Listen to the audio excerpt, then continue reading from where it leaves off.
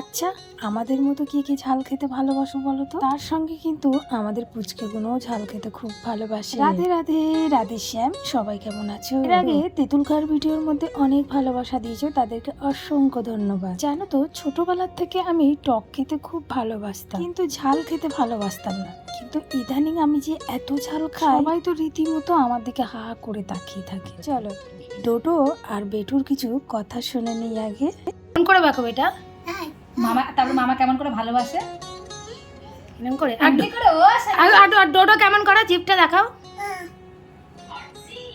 ও ডোডো, জিভটা দেখাও, দেখাও, চোখে লাগবে। সব থেকে বেশি ভালো লাগে এই পাকা লঙ্কাগুলো খেতে। আসলে আমি একটু অন্যরকম করতে চেয়েছিলাম, চাইনিজদের মতো। সত্যি কথা বলতে সেরকম তো একদমই হয়নি, আর বিভৎস ঝাল। আমরা তো সবাই জানি লাল লঙ্কাগুলো খুব ঝাল, কিন্তু খেতেও খুব টেস্ট।